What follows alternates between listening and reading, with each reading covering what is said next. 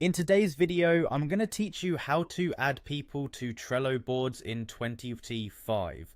Trello is a fantastic tool for managing projects and keeping your tasks organized.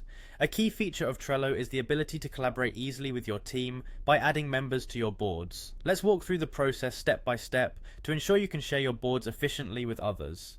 First, you'll want to open your browser and navigate to Trello.com.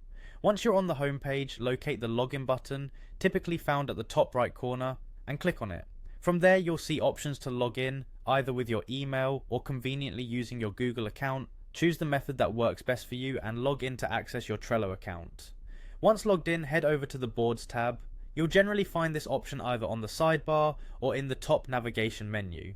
This will take you to a list of all your workspaces and boards. Here, you need to find the Your Workspaces section where all your boards are displayed. Look through your list of boards and click on the one you wish to share with others. After entering your chosen board, locate the Share button, which is usually visible toward the top of the board's interface. Clicking this will open up options for sharing your board. To start sharing, click on Create Link. This feature generates a shareable URL that you can send to others. Before you share, you might want to adjust the permissions to control what access the people you're inviting will have. Click on the Change Permissions option. Trello usually offers a few roles such as board members and observer. Select the appropriate level of access. Observer, for example, allows someone to view boards without making changes, which can be particularly useful in certain situations. If you prefer a more direct method of inviting people, you also have the option to type in their email addresses directly into the invitation field. As you begin typing an email, Trello may suggest users that you can select. This is particularly handy for people who are already part of your organization or previous collaborators.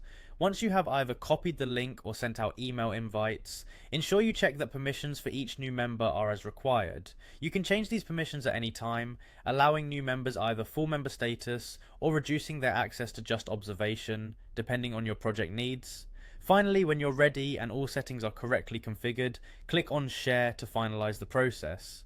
By following these steps, you'll be well on your way to efficiently adding people to your Trello boards, enhancing your team's collaborative efforts. I hope this guide has been helpful. Thanks for watching, and happy organizing with Trello.